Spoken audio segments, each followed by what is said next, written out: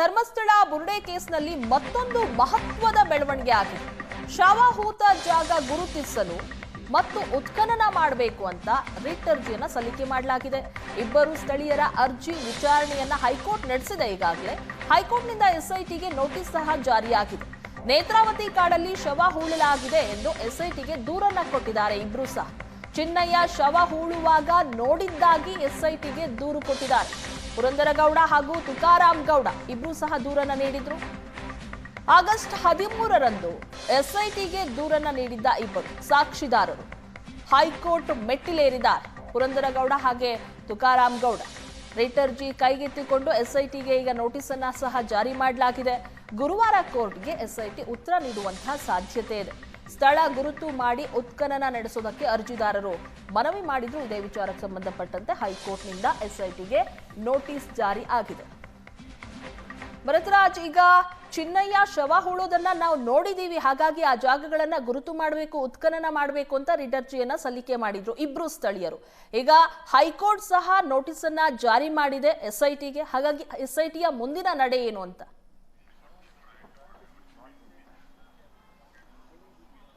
ಪ್ರಗತಿ, ಹೌದು. ಯಾಕಂದ್ರೆ ಈ ಒಂದು ಪ್ರಕರಣ ಹೈಕೋರ್ಟ್ ಮೆಟ್ಟಿಲವರೆಗೂ ಕೂಡ ಹತ್ತಿರುವಂತದ್ದು. ಯಾಕಂದ್ರೆ 39/2025 ಪ್ರಕರಣ ಏನಿದೆ ಧರ್ಮಸ್ಥಳ ಠಾಣೆಯಲ್ಲಿ ದಾಖಲಾಗಿ ಅದು ಎಸ್ಐಟಿಗೆ ಶಿಫ್ಟ್ ಆಗಿರುವಂತದ್ದು. ಹಾಗಾಗಿ ಈ ಪ್ರಕರಣದಲ್ಲಿ ಗಮನಿಸಬೇಕಾದಂತದ್ದು, ಆರಂಭದಲ್ಲಿ ಅನೇಕ ಜನ ಸಾಕ್ಷಿದಾರರಾಗಿ ಬಂದಿದ್ರು. ಅದರಲ್ಲಿ ಪುರಂದರಗೌಡ ಮತ್ತು ತುಕಾರಾಮ್. ಅಂದ್ರೆ ನಾವು ಒಂದು ಕಪ್ಪು ವಾಹನದಲ್ಲಿ ಬಂದು ಪಾಯಿಂಟ್ ನಂಬರ್ 13 ನಲ್ಲಿ ಹೆಣಗಳನ್ನ ಹೂತು ಹಾಕಿರುವಂತದ್ದನ್ನ ನೋಡಿದೀವಿ. ಅದ್ರ ಜೊತೆಗೆ ಈ ಚಿನ್ನಯ್ಯ ಅನ್ನುವಂಥದ್ದು ಏನಿದ್ದಾನೆ, ಆತ ಬೇರೆ ಗೌಪ್ಯವಾದ ಜಾಗಗಳಲ್ಲಿ ಎಲ್ಲಿ ಮೃತದೇಹಗಳನ್ನು ಇಟ್ಟು ಹಾಕಿದ್ದಾನೆ ಅನ್ನುವಂಥದ್ದನ್ನು ಕೂಡ ನಾವು ನೋಡಿದೀವಿ ಅನ್ನುವಂಥದ್ದನ್ನ ಆಗಸ್ಟ್ 13ಕ್ಕೆ ಈ ಒಂದು ದೂರನ್ನ ಎಸ್ಐಟಿಗೆ ಅವರು ಅಧಿಕೃತವಾಗಿ ಸಲ್ಲಿಸ್ತಾರೆ. ಆದ್ರೆ ಈ ಬಗ್ಗೆ ಎಸ್ಐಟಿ ಯಾವುದೇ ಗಮನವನ್ನ ಕೊಟ್ಟಿಲ್ಲ ಅನ್ನುವಂತ ಕಾರಣಕ್ಕಾಗಿ ತಮ್ಮ ವಕೀಲರ ಮೂಲಕ ಒಂದು ರಿಟ್ ಅರ್ಜಿಯನ್ನ ಕರ್ನಾಟಕ ಹೈಕೋರ್ಟ್ ನಲ್ಲಿ ಫೈಲ್ ಮಾಡಿದ್ದಾರೆ. ಈ ಹಿನ್ನೆಲೆಯಲ್ಲಿ ಕಳೆದ ಆಗಸ್ಟ್ ನಿಂದ ಈ ಪ್ರಕರಣಕ್ಕೆ ಸಂಬಂಧಪಟ್ಟಂತೆ ರಿಟ್ ಅರ್ಜಿಯನ್ನ ವಿಚಾರಣೆಗೆ ತೆಗೆದುಕೊಳ್ಳಲಾಗಿದೆ. ಆದರೆ ನಾಗಪ್ರಸನ್ನ ಪೀಠ ಇದಕ್ಕೆ ಸಂಬಂಧಪಟ್ಟ ವಾದ ಮತ್ತು ಪ್ರತಿವಾದಗಳನ್ನ ಆಲಿಸುವ ಕಾರಣಕ್ಕಾಗಿ, ಅಂದ್ರೆ ಗಮನಿಸಬೇಕು, ಒಂದು ನೋಟಿಸ್ ಅನ್ನ ಎಸ್ಐಟಿಗೆ ಯಾಕೆ ಕೊಟ್ಟಿದ್ದಾರೆ ಅಂದ್ರೆ, ನಾಗಪ್ರಸನ್ನ ಪೀಠ ಒಂದು ನೋಟಿಸ್ ಅನ್ನ ಸ್ಪೆಷಲ್ ಇನ್ವೆಸ್ಟಿಗೇಷನ್ ಟೀಮ್ಗೆ ಜಾರಿ ಮಾಡಿರುವಂತದ್ದು. ಇದನ್ನ ಯಾಕೆ ಜಾರಿ ಮಾಡ್ತಾರೆ ಅಂದ್ರೆ, ಕೇವಲ ಒಂದು ಕಡೆಯ ವಾದವನ್ನಷ್ಟೇ ಆಲಿಸುವುದರ ಹೊರತಾಗಿ ಆ ಎರಡನೇ ಅಂದ್ರೆ ಪ್ರತಿವಾದಿಗಳು ಅಂತ ಕರೆಸಿಕೊಳ್ಳುವಂತ ಸ್ಪೆಷಲ್ ಇನ್ವೆಸ್ಟಿಗೇಷನ್ ಟೀಮ್ ನ ಮುಖ್ಯಸ್ಥರೇನಿದ್ದಾರೆ ಅವರಿಂದಲೂ ಕೂಡ ವಾದ ಆಲಿಸುವ ಕಾರಣಕ್ಕಾಗಿ ಒಂದು ನೋಟಿಸ್ ಅನ್ನ ಸರ್ವ್ ಮಾಡಲಾಗಿದೆ. ಹಾಗಾಗಿ ಸರ್ಕಾರದ ಪರ ಅಭಿಯೋಜಕರಾಗಿರ್ತಕ್ಕಂತಹ ಏನೋ ಜಗದೀಶ್ ಅವರಿದ್ದಾರೆ. ಜಗದೀಶ್ ಅವರು ಈಗಾಗಲೇ ಮುಂದಿನ ಗುರುವಾರಕ್ಕೆ ನಾವು ಅದಕ್ಕೆ ಸಂಬಂಧಪಟ್ಟ ಮಾಹಿತಿಯನ್ನ ನ್ಯಾಯಾಲಯಕ್ಕೆ ಸಲ್ಲಿಕೆ ಮಾಡ್ತೀನಿ ಅನ್ನುವಂತಹ ಒಂದು ಮಾಹಿತಿಯನ್ನು ಕೂಡ ಕೋರ್ಟ್ಗೆ ಕೊಟ್ಟಿರುವಂತದ್ದು. ಹಾಗಾಗಿ ಗುರುವಾರ ಇದಕ್ಕೆ ಸಂಬಂಧಪಟ್ಟ ಅಂದ್ರೆ ಯಾಕೆ ಈ ಒಂದು ಇಬ್ಬರ ಅರ್ಜಿಗಳನ್ನ ನ್ಯಾಯಾಲಯ ಪರಿಗಣನೆಗೆ ಅಂದ್ರೆ ಎಸ್ಐಟಿ ಪರಿಗಣನೆಗೆ ತೆಗೆದುಕೊಂಡಿಲ್ಲ ಅಥವಾ ತನಿಖೆಯ ಮುಂದಿನ ಭಾಗಗಳಲ್ಲಿ ಏನಾದರೂ ತೆಗೆದುಕೊಳ್ತಾರ ಅನ್ನುವಂಥದ್ರ ನಿರ್ಧಾರಕ್ಕೆ ಸಂಬಂಧಪಟ್ಟಂತೆ ಮಾಹಿತಿಗಳನ್ನು ಕೊಡಬಹುದು.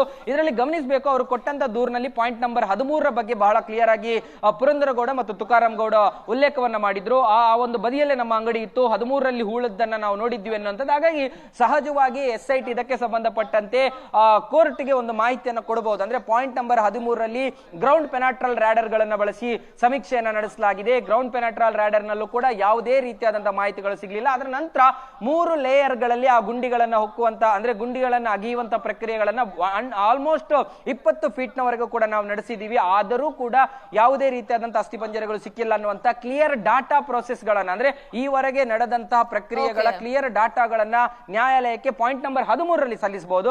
ಅದನ್ನ ಹೊರತುಪಡಿಸಿದ್ರೆ ಬೇರೆ ಜಾಗಗಳಲ್ಲಿ ಇವರು ಮತ್ತೆ ಏನಾದ್ರೂ ವಾದಗಳನ್ನ ನ್ಯಾಯಾಲಯದ ಮುಂದೆ ಇಟ್ಟರೆ ಅದಕ್ಕೆ ಪ್ರತಿವಾದವಾಗಿ ಎಸ್ಐಟಿ ಕೂಡ ಒಂದಷ್ಟು ದಾಖಲೆಗಳನ್ನ ಸಲ್ಲಿಸಿ ಇದರ ವಿರುದ್ಧ ಯಾವ ಅಂದ್ರೆ ನ್ಯಾಯಾಲಯಕ್ಕೆ ಏನನ್ನ ಸಲ್ಲಿಸಬೇಕು ಅದೆಲ್ಲವನ್ನ ಸಲ್ಲಿಸಿದಕ್ಕೆ ಸಂಬಂಧಪಟ್ಟಂತಹ ವಿಚಾರಣೆಗಳಲ್ಲಿ ಎಸ್ಐಟಿ ಪರ ವಕೀಲರು ಪಾಲ್ಗೊಳ್ಳುವಂತ ಸಾಧ್ಯತೆಗಳು ಇರುವಂತದ್ದು. ಥ್ಯಾಂಕ್ ಯು ಭರತ್, ನಿಮ್ಮೆಲ್ಲ ಡೀಟೇಲ್ಸ್ಗಾಗಿ.